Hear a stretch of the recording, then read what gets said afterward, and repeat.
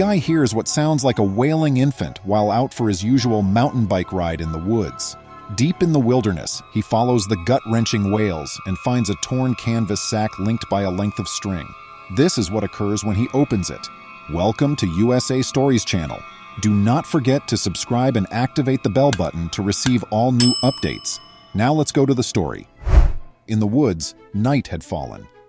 A curtain of gloom covered the slumped face of a guy. His eyes were sly and cunning, and he held a frayed bag in his left hand. He was indifferent to the hissing, writhing, and wriggling creature inside.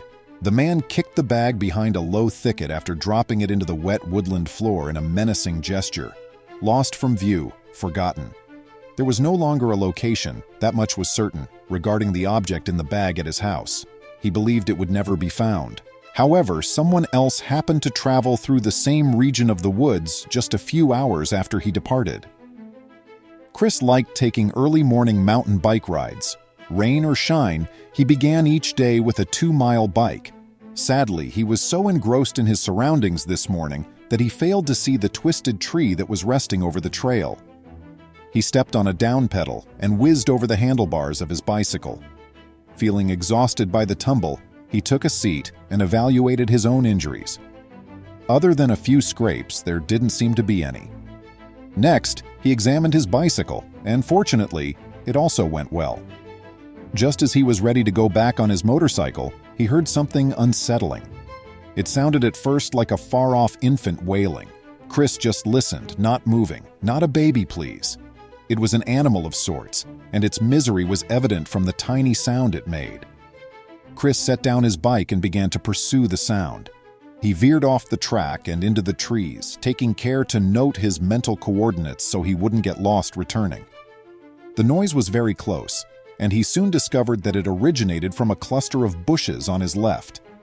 Chris crouched down and discovered a frayed canvas bag with sloppy lips fastened by a ragged piece of wire. His blood began to freeze in his veins. Within, there was life. It strained, hissed, protested, whatever it was, trying to tear through the canvas, but it was simply too weak. Chris swiftly began to untie the knot holding the sack together after removing it from behind the shrubs. The battle inside the sack grew more intense. He could only imagine how terrified the small thing was. The poor animal was undoubtedly tired after fighting its way free and was blind. Chris eventually pulled the lip open, holding the bag at arm's length in case it happened. He was astonished to see what was within. It was a very little kitten, just a few. It was months old, completely black, and had a white heart on its breast. The small creature was ragged, reduced to only skin and bones. It was obvious that it had not eaten in a long time. It was clearly in a lot of pain, and its little eyes were wild with fear and tiredness. Chris took the water bottle out of his rucksack and attempted to fill a hollowed-out section of bark with water. The kitten momentarily lost all awareness of its quest for freedom. As Chris filled the temporary dish again, it drank it all and then twice more. He extended his hand cautiously and slowly to touch the kitty. Its ears compressed against its little skull, and it reared back, still halfway in the bag. It attempted a hiss before letting out another loud howl. It dawned on him then that the kitten was severely damaged in addition to being starved and thirsty. Chris had a fast notion. The kitten was miles away in the woods and riding a bicycle, so the only thing to do was to bring him to a veterinarian as soon as possible. Though it was hardly the best of circumstances, he would have to get by. Using his handkerchief, he made a rudimentary sling and wrapped it over the kitten's body before tucking it into his bag. After that, he rode quickly to the location where he had left his bike. When he resumed riding, he left the track and made his path leading to the major thoroughfare. Then he began to pedal like though he was competing. It was all about providing medical attention to the wounded kitten as quickly as possible. After 90 minutes, Chris halted in front of the nearby veterinary clinic and hurried inside without taking off his rucksack. The receptionist gave him a perplexed look. Breathing heavily, he stated that he was caring for an injured kitten that needed medical attention right now. The veterinarian entered as Chris was taking the cat out of the backpack. After giving it a quick glance, he gestured for him to accompany him into the examination room. The kitten cringed on the examining table and folded its ears once again. The discomfort was overpowering. The veterinarian examined it from all angles after carefully picking it up and holding it in front of his face. The kitten tried hissing once again, but it had the same effect. Chris had witnessed its little face twisted into a pained, uncomfortable grimace.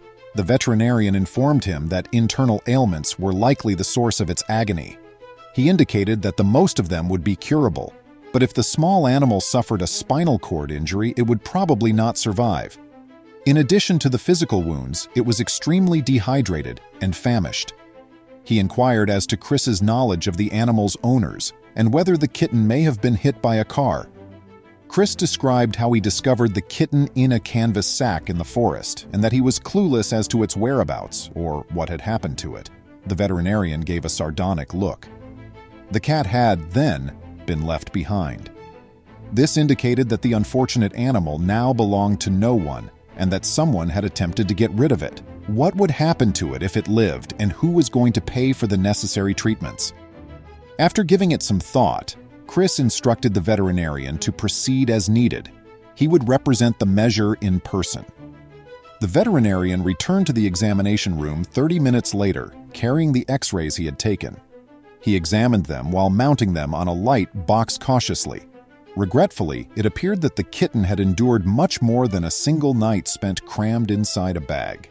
Its left side of its ribs were cracked, which is why it caused problems when it attempted to hiss or scream out. The right front leg's fibula was cleanly broken, and the leg's knee also appeared to be in much worse shape. Chris was instructed by the veterinarian to give the cat some time to heal so he can provide the finest care possible. Sedating the little animal was his first goal in order to keep it from hurting itself any further. Chris reluctantly accepted.